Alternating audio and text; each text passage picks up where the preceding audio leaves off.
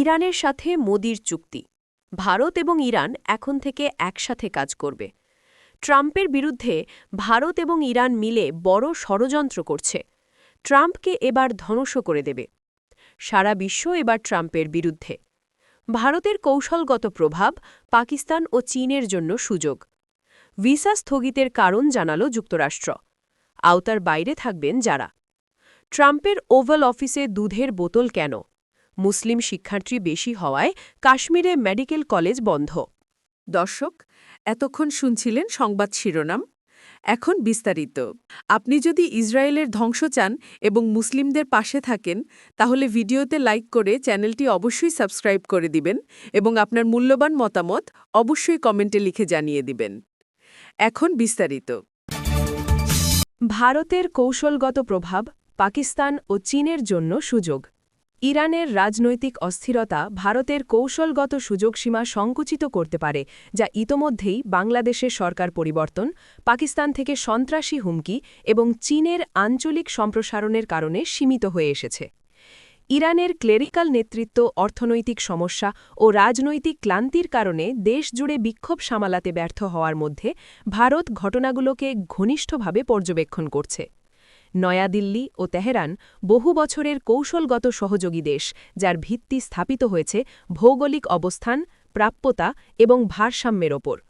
পাকিস্তান, আফগানিস্তান ও মধ্য এশিয়ার দিকে ভারতের স্থলপথ বন্ধ রাখায় ইরান দীর্ঘ সময় ধরে ভারতের একমাত্র কার্যকর পশ্চিম দিকের করিডর হিসেবে কাজ করছে। ইরানের শিয়া নেতৃত্ব পাকিস্তানের প্রভাবকে ভারসাম্য দিয়ে এসেছে, যা ভারতের পশ্চিম এশিয়ার নীতির স্থিতিশীল ভিত্তি হিসেবে কাজ করেছে। কিন্তু ইরান দুর্বল বা ভাঙনের দিকে গেলে ভারতকে আবারও কৌশলগতভাবে সীমিত করতে পারে। ভারতের জন্য ইরানের গুরুত্ব। চাবাহার বন্দর। পাকিস্তান ভারতের জন্য আফগানিস্তান ও মধ্য এশিয়ার স্থলপথ বন্ধ রাখায় চাবাহার বন্দর ভারতের পশ্চিম এশিয়ার সংযোগের অন্যতম নির্ভরযোগ্য মাধ্যম। এটি ভারতকে সরাসরি সংযোগ দেয় ইরানের উপকূল এবং রেলপথের মাধ্যমে মধ্য এশিয়ার সঙ্গে যোগাযোগ স্থাপন করতে সাহায্য করে। তবে রাজনৈতিক স্থিতিশীলতা না থাকলে এই করিডর কার্যকরভাবে ব্যবহার করা সম্ভব হবে না। ভিসা স্থগিতের কারণ জানালো যুক্তরাষ্ট্র। আওতার বাইরে থাকবেন যারা। বাংলাদেশ সহ ৭৫টি দেশের নাগরিকদের জন্য অভিবাসী ইমিগ্রেন্ট ভিসা প্রক্রিয়া সাময়িকভাবে স্থগিতের ঘোষণা দিয়েছে যুক্তরাষ্ট্র। প্রেসিডেন্ট ডোনাল্ড ট্রাম্প প্রশাসনের এই সিদ্ধান্ত কার্যকর হবে আগামী ২১ জানুয়ারি থেকে। তবে এই নিষেধাজ্ঞা পর্যটক, ব্যবসা বা অন্যান্য অস্থায়ী নন ইমিগ্রেন্ট ভিসার ক্ষেত্রে প্রযোজ্য হবে না।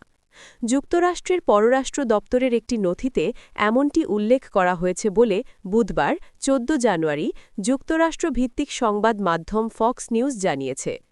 মার্কিন পররাষ্ট্র দপ্তর জানিয়েছে, যেসব দেশের নাগরিকদের যুক্তরাষ্ট্রে গিয়ে সরকারি সহায়তা বা কল্যাণ সুবিধার ওপর নির্ভরশীল হওয়ার আশঙ্কা বেশি, সেসব দেশের ক্ষেত্রেই অভিবাসী ভিসা প্রক্রিয়া স্থগিত করা হয়েছে।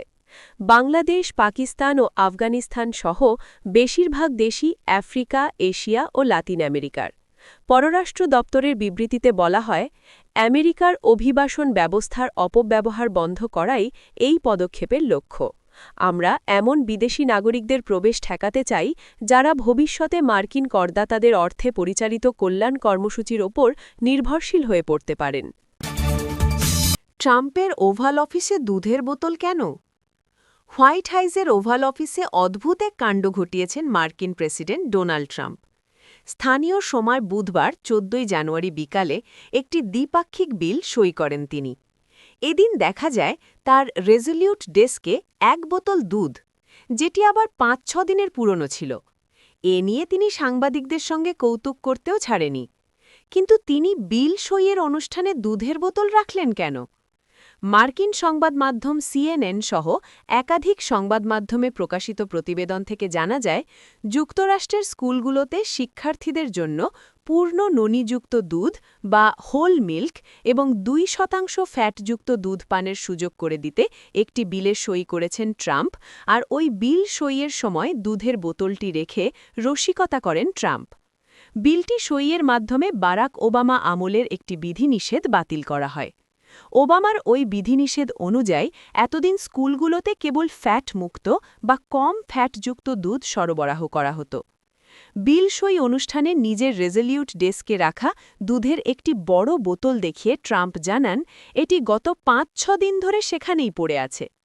তার এই মন্তব্যের ওভাল অফিসে উপস্থিত সাংবাদিক ও কর্মকর্তাদের মধ্যে হাসির রোল পড়ে যায়। ট্রাম্প বলেন, আমাদের এখানে কিছু দুধ আছে, এটি গত ৫ দিন ধরে এখানে পড়ে আছে। মুসলিম শিক্ষার্থী বেশি হওয়ায় কাশ্মীরে মেডিকেল কলেজ বন্ধ।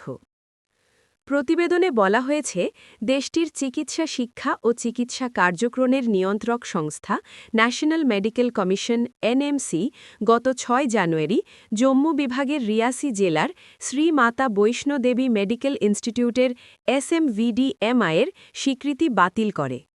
গত বছরের নভেম্বরে শুরু হওয়া ৫ বছর মেয়াদী MBBS কোর্সের প্রথম ব্যাচে ভর্তি হওয়া ৫০ জন শিক্ষার্থীর মধ্যে ৪২ জনই ছিলেন মুসলিম।